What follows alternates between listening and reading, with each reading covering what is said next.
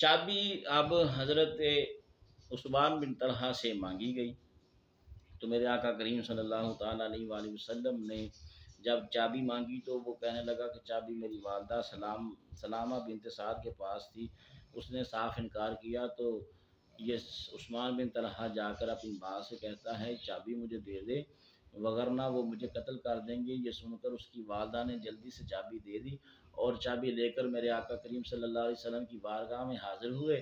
آقا علیہ السلام نے چابی لے کر خانہ کعبہ شریف کے اندر تشریف لے گئے اور آپ نے نماز ادا کی اور واپس آئے تو چابی آپ کے ہاتھ میں تھی۔ میرے آقا کریم صلی اللہ تعالیٰ علیہ وسلم نے ارشاد فرمایا عثمان تھوڑے وقت کے لیے تو نے مجھے چابی نہ دی تھی، اب چابی میرے ہاتھ میں ہے، بتاؤ تیرے ساتھ کیا سلوک کیا جائے۔ وہ عرض کرنے لگا یقیناً آپ وہ سلوک کریں گے جو مجرموں کے ساتھ کیا جاتا ہے۔ آقا دو جہاں صلی اللہ علیہ وآلہ وسلم نے ارشاد فرمایا لو عثمان یہ چابی میں نے تمہیں اور تمہاری اولاد کو دے دی، اب یہ امانت تم سے کوئی ظالم نہ چھین سکے گا۔ حضور صلی اللہ علیہ وسلم کی اس بے مثل سخاوت کو دیکھ کر عثمان بن طلحہ اور آپ کا قبیلہ ایمان کی دولت سے ہمیشہ کے لیے مشرف اسلام ہو گیا۔ دوستان محترم یہ دیکھیے آقا علیہ السلام نے جو فرمایا تھا وہ کر کے دکھایا۔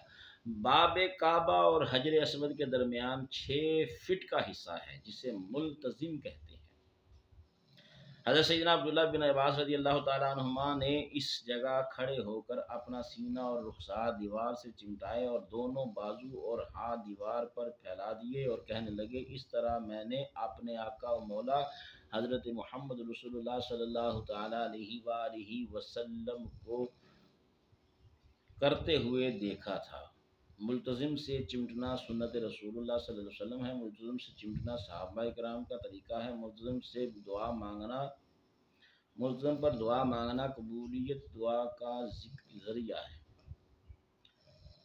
ملتزم سے تو گلے لگ کے نکالے ارماں، ادب و شوق کا یہاں باہم الجھنا دیکھو، مہر مادر کا مزہ دیتی ہے آغوش حتیم، جن پہ ماں باپ فدایاں کرم ان کا دیکھو، دھو چکا ظلمت دل بوسائے سنگ اسود، خاک بوسی مدینہ کا بھی رتبہ دیکھو، کر چکی رفعت کعبہ پر نظر پروازیں، ٹوپی اب تھام کے خاک درو والا دیکھو، اس کے طفیل حج بھی خدا نے کرا دیے، اصل مراد حاضری اس پاک در کی ہے، کعبہ بھی ہے انہی کی تجلی کا ایک ظل، روشن انہی کے عکس سے پتلی حجر کی ہے، ہوتے کہاں خلیل و بنا کعبہ و منا، لولاک والے صاحبی سب تیرے گھر کی ہے،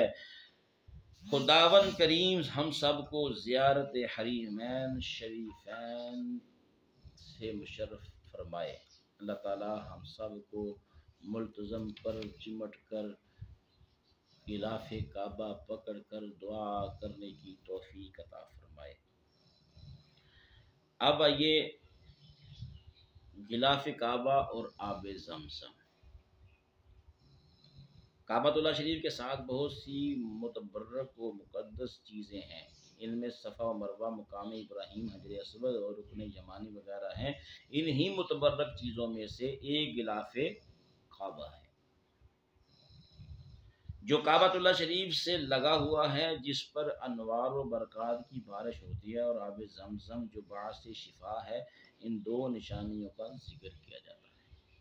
کعبۃ اللہ شریف پر مختلف اوقات میں غلاف کعبہ چڑھایا گیا اور اب بھی چڑھایا جاتا ہے۔ جس طرح انسان کو قیمتی چیز اور کوئی نایاب شے مل جائے تو وہ اسے 7 پردوں میں چھپا کر رکھا کرتا ہے، اور اگر کوئی متبرک چیز حاصل ہو جائے تو وہ اسے صندوق میں مقفل کر کے رکھتا ہے۔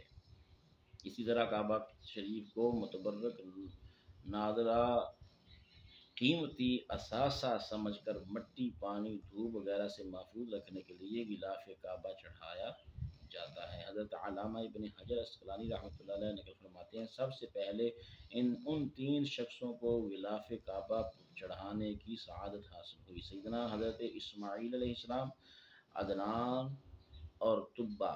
اگر اگرچہ بعض مختلف روایات بھی پائی جاتی ہیں، مگر مطابقت یوں کی جاتی ہے کہ حضرت اسماعیل علیہ السلام نے غلاف کعبہ چڑھایا، بعد میں سلسلہ منقطع ہو گیا، پھر عدنان نے اس طریقے کو جاری کیا، پھر تبا نے غلاف کعبہ چڑھایا۔ غلاف کعبہ حضور علیہ السلام نے فتح مکہ کے دن یمن یمن سے بنا ہوا سیاہ رنگ کا غلاف چڑھایا۔ غلاف کعبہ سیدنا ابو بکر صدیق رضی اللہ تعالیٰ عنہ کباتی مصری کپڑا کا چڑھایا تھا۔ دوستان محترم، یہ بہت پیاری چیزیں، بہت پیاری باتیں کہ جو آقا علیہ الصلوۃ والسلام نے ان کے بارے میں ارشاد فرما رکھا ہے۔ اللہ تبارک و تعالی ہم سب کو بار بار غلاف کعبہ پکڑ کر دعا مانگنے کی توفیق عطا فرمائے، آب زمزم جی بھر کے پینے کی اللہ توفیق عطا فرمائے۔ جو بیمار ہیں اگر ان کی بیماری جاتی نہیں تو اس بات پر غور کر لیں کہ وہ جا کر زمزم کو جی بھر کے پیے، انشاءاللہ العزیز اس کی بیماری دور ہو جائے گی۔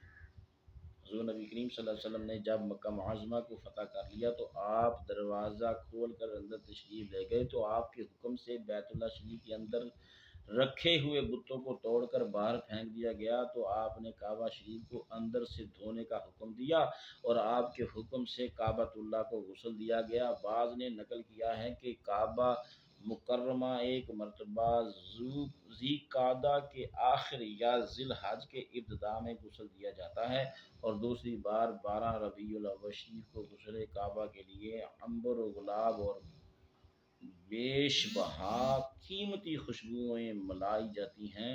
اس مقدس تقریب میں سربراہ مملکت، وزراء، علماء، اتقیاء اور بہت سے ملکی اور غیر ملکی مہمان شامل ہوتے ہیں۔ آب زمزم میں عرق گلاب ملا کر فرش اور دیواروں کا نچلا حصہ دھویا جاتا ہے، پھر دیواروں کو عطر گلاب لگایا جاتا ہے اور دوسری خوشبوئیں بھی لگائی جاتی ہیں، اور فرش خشک کرنے کے لیے انتہائی نفیس انگیٹھیوں میں عنبر و عود سلگا کر دھونی دی جاتی ہے۔